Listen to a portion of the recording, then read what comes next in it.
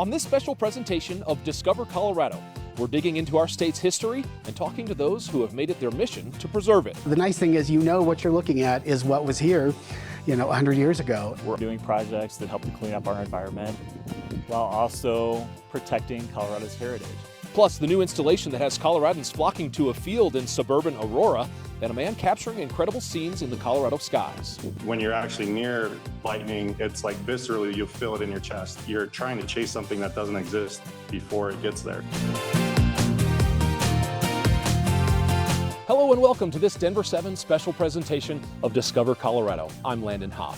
I learned so much while researching and gathering all the stories you're about to see, and I'm so excited to share them with you over the next half hour. We start at a building at 38th and Tennyson in northwest Denver. You may know it just as the big building down the street from Sprouts, or if you've driven by in recent years, maybe it was nothing more than an abandoned building, or perhaps you don't know it at all. Well, it's an old theater, and what I knew when I set out on this story is that the theater was reopening for a series of summer movie nights. What I didn't know is that 132 years of rich history live inside its walls, and some of the biggest actors of all time have walked through its doors.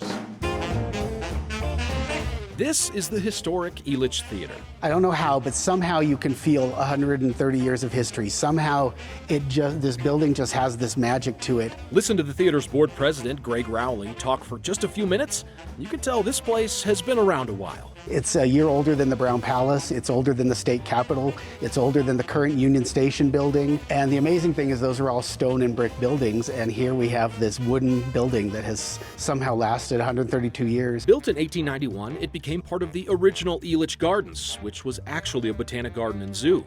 The claims to fame here are almost endless, and we don't even need to make it out of the 19th century to start the list. Yeah, one of the oldest claim to fame was the first moving picture in Colorado, was shown here in 1896. Thomas Edison, yes, that Thomas Edison, came to Denver to premiere the Vitascope, an early ancestor of the projector used to display short films.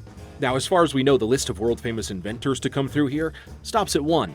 But the theater's acting alumni is as star-studded as it gets. One of our very oldest alumni was Antoinette Perry. She was the woman that the Tonys are named after. She got her start here when she was 11 years old. And then just a couple years later, Cecil B. DeMille was here. There was a time when this was one of the premier theaters in the country and often served as a summer home for future Broadway stars. But you might recognize even more names from the silver screen. I would say like 9 out of every 10 movies I watch, I'm able to find someone in that movie who was an alumni here. Take, for instance, the likes of Sybil Shepherd, Gloria Swanson, and Captain Kirk himself. And even stars from the golden age of film, like Debbie Reynolds, Joan Fontaine, and Grace Kelly. One of the really great stories, Grace Kelly, when she was 18 years old, she was performing here. She was basically an unknown, and she came here and performed for the summer. While she was at Elich's, she got the call to go to Hollywood and star in a movie called High Noon. It's an opportunity she ran with and never looked back, winning an Oscar just 3 years later. One of my favorite stories from the theater's history? Robert Redford, who was a CU Boulder student for 1 year in 1955 before dropping out and getting his start right here. Robert Redford's a funny story because we don't actually have a record of him ever performing here, but he says he performed here, so we gladly claim him. I'm not going to argue with Robert Redford. The theater operated here until 1991. The park closed in 1995 and Elich's moved downtown. Now, the theater was saved from redevelopment when it was granted historic recognition, but still it sat empty and fell into disrepair.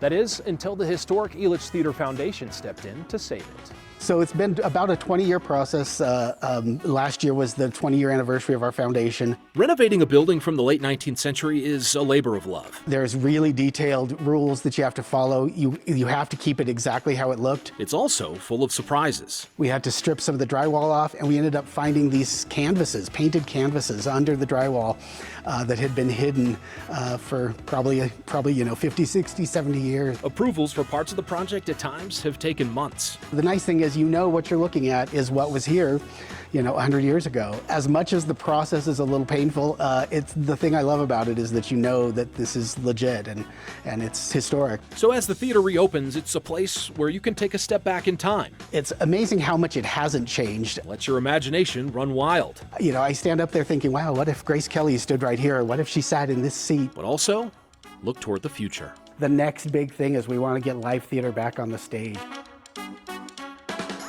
So what's next for the theater? Well, it's phase 4 of the restoration. That'll include things needed to bring theatrical production back to the stage. Think things like lighting, sound, and rigging. Then phase 5, and that's when the foundation says the balcony level of the theater will be restored. All right, next we go to the high country to visit with a group preserving Colorado history of a completely different kind. I'm Denver7 Stephanie Butzer, and we're up outside of Montezuma near the Pennsylvania mine. While up in this area recently, I came across signage about a mine rehabilitation project, and it got me thinking about Colorado's abandoned mines.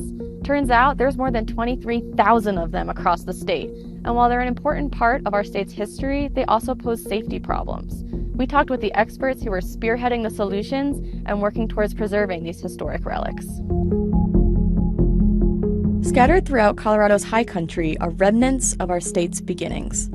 The history of the mining industry here dates back to the gold rush of the 1850s, before Colorado even joined the Union. And part of that statehood in 1876 is in large part due to the mineral wealth of the state. The last half of the 19th century was Colorado's mining heyday. Then, as years passed, thousands of these spots were left behind. There was not the same kind of concern about safety that we have today back then, so they just walked away from them, which is why you can drive around up in the mountains of Colorado and find so many random mining structures there. Those structures are now the focus of Colorado's Department of Mining, Reclamation, and Safety, and particularly its active mine reclamation program. I think for myself and a lot of my staff, I think we like solving problems. That's Jeff Graves, the program's director. We're also doing projects that help to clean up our environment while also protecting Colorado's heritage. Protecting the state's heritage, but also its people. For some, judgment has succumbed to curiosity, and mines are treated more like caves than the traps that they can be. We're protecting the public from hazards that they may or may not be aware of. Among those hazards, structures that are on the verge of collapse or even unstable explosives. Emergency crews across the state have spent years performing rescues and even recoveries in Colorado's mines. It's why part of the mine reclamation program's mission is the Stay Out, Stay Alive campaign. We strongly encourage the public to stay out of these sites, which is really what drives our safeguarding, is trying to address those in advance of the public needing to either be rescued or potentially to have some kind of a fatality associated with those sites. And there have been some in Colorado. Graves' team spreads its project managers and both the state and federal funding across Colorado. They address sites, groups at a time, that pose the biggest threat. And so we'll plan projects geographically in those different areas and prioritize things that we know are easily accessible, that based on our observations create a significant safety hazard. So far, the program estimates it has closed 13,000 mining sites, but there's plenty more work to do. Graves says there could be as many as hundreds of thousands of mines left from centuries past, each presenting a unique challenge. So it's a great opportunity to really dig in and solve what hasn't been solved for 100 years. If you want to see some of Colorado's abandoned mines, some are on private property, but others are publicly accessible. Just remember to keep a safe distance. And for more on mine safety and preservation, go to denver7.com/abandoned mines. Reporting for Denver7, I'm Stephanie Butzer. Now, while Coloradans don't rely on mining today like we once did, we sure do depend on Interstate 70. And for many of us, specifically Eisenhower Tunnel, the architectural marvel that provides an alternative to going over Loveland Pass. Now, the tunnel celebrated its 50th birthday this year, and our traffic expert Jason Luber took an exclusive look inside. It is a 24/7 operation, not only maintaining it and maintaining the roads in and out of the tunnel. Maintaining the free flow of traffic in and out of both sides of the Eisenhower Tunnel. And it's this, what most people see on their trip through the tunnel. What you don't see, the manpower on the inside, making it happen. This is one of 28 fans that we have here. Massive circulation fans like this one working to keep the air clean and keeping carbon monoxide levels down. With the thousands and thousands of cars and trucks passing through on a daily basis, each able to generate hurricane force winds. It's capable of about 500,000 cubic feet per minute airflow. These are in case of emergencies. If there's a fire in the tunnel, we can ramp these guys up and pump a bunch of smoke out and or anything else that we need ventilation-wise. I call this the submarine door. Our tour on the inside showing one of the countless tunnels a maze of openings and walkways running the length of the tunnel, almost 2 miles wide east to west. This is actually the plenum above the road deck here. So we're going to be above traffic. You see the top of the tunnel right here. This archway is the actual top of the bore. This, just one of the areas workers use every day to ensure everything is safe for the daily operations, both on the outside and the inside. We are red right now. This is kind of the nerve center of the tunnel. We're in the control room. We're monitoring all traffic going east and westbound. It's where CDOT crews keep an eye on you and the traffic below, monitoring for crashes, stalls, and counting cars. Somebody's in the room all the time. That's going down to the Loveland Bridge. You can see the ski area. There's Loveland Pass. There's Loveland ski area right there. Monitoring traffic and on the lookout for emergencies, and it's here, once again on the inside, where the tunnel's emergency response crews are ready to respond. If we do have an accident or we do have a fire, let's say, or a vehicle fire within the tunnel, our fire crews can get in there very, very quickly. That's the whole idea. We have so much more on the tunnel's 50 years of history, including the story of Janet Bonema, who shattered the glass ceiling as the first woman to work on the project. We also revisited how Colorado newspapers covered the tunnel's opening back in 1973 and looked at the future of Loveland Pass and mountain travel. All of that and more is available right now on Denver7.com. Just search for Eisenhower Tunnel. Well, we'll go from a Colorado engineering feat that was a resounding success to one that failed spectacularly. Still ahead, the dam failure that sent a wall of water rushing through Denver. Plus, the new attraction that has visitors flocking to suburban Aurora. But the fact that people are coming here and having the experience is just, it's incredible. And the fact that it's happened so quickly, I think, is a testament to how powerful this piece is.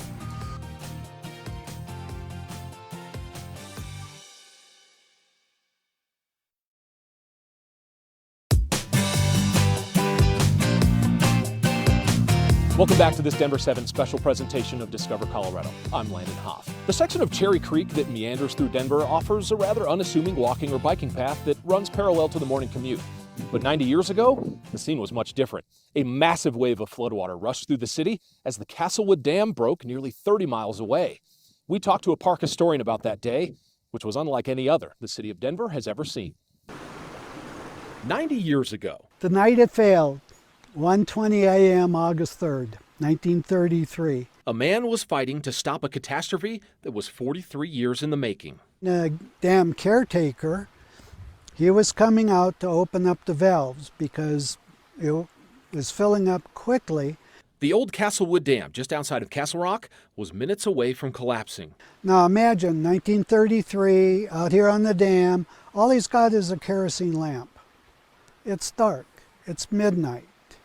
It's an electrical storm. It's raining. A vicious, tornado-like weather system churned the billion gallons of water held back by the dam. The water would come up over the top of the dam, and then it'd be 15 feet down below the top of the dam. And that caused a hammering on the back of the dam, and I think that was the straw that broke the camel's back. By sunrise, an 11-foot wall of water was rushing into Denver, leaving a trail of destruction to both farmland and infrastructure alike. The flooded Cherry Creek damaged or destroyed 1,100 pieces of property, and the damage was estimated at more than $20 million in today's money. Denver would remain flooded for days. The dam was built in 1889 with rocks quarried from nearby cliff faces. Very crumbly, soft sandstone. It served as an irrigation source for surrounding farms and a new agricultural development, but it had problems from the start. It leaked from the very beginning. When they finished it, 1890.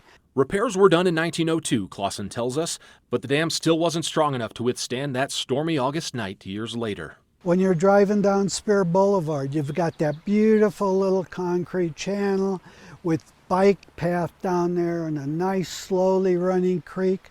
The water was going up over the top. There was a log that floated into the lobby of Union Station and bumped into stuff. Today, what's left of the dam sits like an ancient Roman ruin inside of Castlewood Canyon State Park, a monument to what can go wrong when things aren't done right. It's so peaceful and relaxing to come out here, sitting at a picnic table, listening to the birds, looking at the flowers, listening to the wind go through the trees. It's really Castlewood's kind of fun. I get a kick out of it. From the demise of one Colorado landmark to the birth of another. For our next story, we head to Aurora, where a new art installation in the heart of a new development has everything but the development. Take a look. Someday, the Aurora Highlands will look something like this. Developers hope around 50,000 people will live in this master plan community. Right now, though, the 4,000-acre lot between Buckley Space Force Base and DIA looks more like this, only about 2% of the way there. While the community awaits thousands of new occupants, perhaps its most famous resident has already moved in. People have come from all over the state to visit her. This is Umi, a towering 20-foot sculpture of steel and reinforced concrete. You can't help but stop and stare. Umi's creator is installation artist Daniel Popper from Cape Town, South Africa, whose work has been featured at some of the largest events in the world. Festivals like Electric Forest Festival, Electric Daisy Carnival in the United States, Boom Festival in Portugal. And like with most art, there's a bigger meaning to this very big piece. We've heard from people who look at this and feel empowered to be a woman. We've heard from mothers who say, even on hard days, they come here and be like, wow, I'm a powerful person. Umi is Arabic for mother, and Popper says this piece pays homage to Mother Nature. It's this feminine deity that's holding her womb, that's creating a space for people to enter in, with all these sort of roots wrapping around and creating the form. And so this figure's made of nature, is nature, and is sort of giving this message of nurturing. Now, Umi was originally sculpted and installed for an exhibit in Chicago. So how does the work of a world-renowned artist get from there to here in not yet developed Aurora? Well, it's thanks in part to Popper's affinity for his former home. What I loved about it was how much people really enjoyed spending time outside. He and his wife spent 2 years living in the Longmont area. When I did live there, I really thought one day, I hope I get an opportunity to build a sculpture somewhere in Colorado, and a few years later it happened, so that's awesome. Famous artist, popular piece. Who needs a fully built neighborhood to have an artistic impact? The fact that people are coming here and having the experience is just, it's incredible. And the fact that it's happened so quickly, I think, is a testament to how powerful this piece is. Gosh, I couldn't have told that story without the help of some of those awesome photos of Umi that have been shared in our photography group on Facebook. Discover Colorado through your photos. That group is an awesome place to discover every corner of our state through amazing images captured by a community of shutterbugs. Here's a look at some of those photos, and we'll be back with more Discover Colorado right after the break.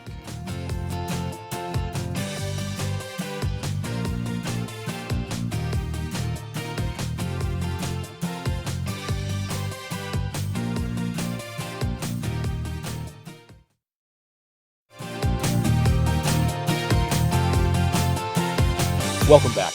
Our next story takes us to Lakewood, and specifically Green Mountain, where remnants of World War II may be lying just beneath the surface. We take a look at the history of munitions found on Green Mountain and the effort to get rid of them for good.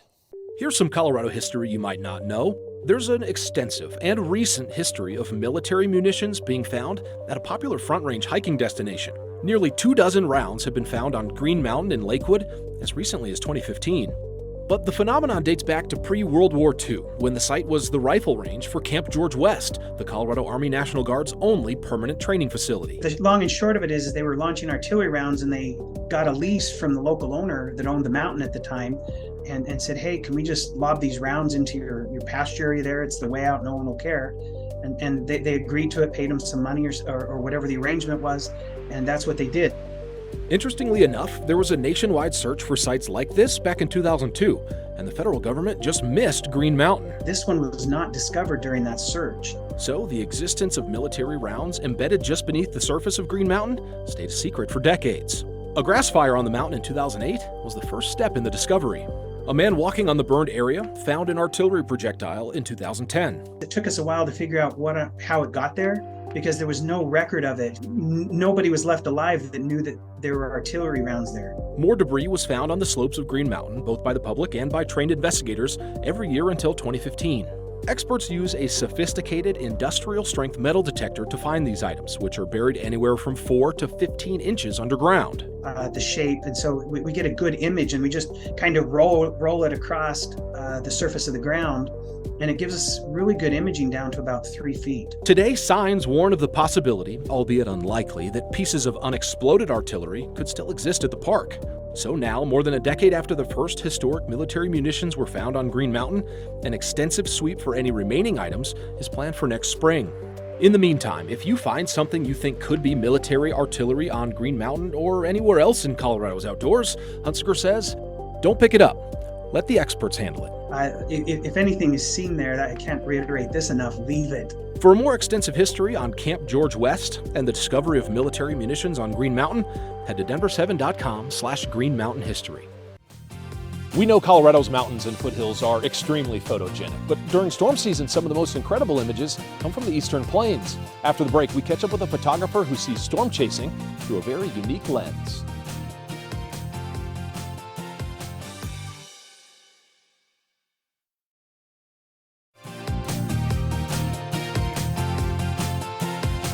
As the saying goes, if you don't like the weather in Colorado, just wait a minute. We can get some pretty spectacular storms here in our state, and we talked to one man who's capturing them for the rest of us to enjoy from a safe distance. Check out these amazing photos of lightning on Colorado's eastern plains. Photographer Jeremy Janis captured them during a recent storm, and then we caught up with him to talk about the incredible images and the art of photographing lightning. First, his explanation of these awesome shots. I actually was heading home. I pulled back off and found this cell was awesome, and the way the clouds formed, it looks like a spaceship is just coming in with the lightning coming out from under it. So I got out near Lyman, and then the back side of the cell actually was more active than the interior. So it's kind of nice because those are the best type of moments you can have where you're on the backside actually shooting toward the cell. A lot of work goes into shots like these. Storm chasing on the eastern plains, of course, is a time commitment. Average chase probably takes me 6 to 8 hours easily. But also a science. You have to be very careful with the way you're processing them, because any huge bolts of lightning will actually blow out the entire photo and you can't use it. Everything I've done with photography has been self-taught. So even now, reading radars and understanding cells and the way clouds form and the way lightning forms. Most important to Jeremy, though, is that this form of photography is a powerful experience. To me, it's the best way to live in the moment in life possible, because you're obviously worried about the dangers of storm chasing. And then when you're actually near lightning, it's viscerally, you feel it in your chest.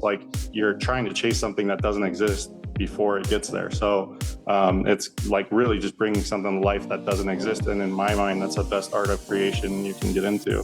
Now, if you're getting the itch to storm chase, I don't blame you. But remember, safety needs to stay top of mind. But yeah, just not getting too close to the cells. I mean, lightning can strike up to 2 miles away from the clouds. So, in the way lenses are built these days too, if you have a good lens, you can get a lot closer to the cell than you really need to anyway. So just always being cognizant of that, but also just watching your surroundings. As spectacular as these lightning photos are, it's not all Jeremy does. Many of you out there might have seen Jeremy's work and not even known it. So last year I had a gallery, a 35-piece exhibit up in the airport.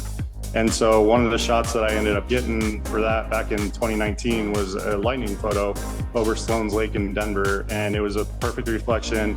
And so that kind of spurred me into starting to storm chase. In addition to that exhibit at DIA, Jeremy's been featured in galleries in Boulder and Golden and Loveland, and even inside Atlanta's International Airport.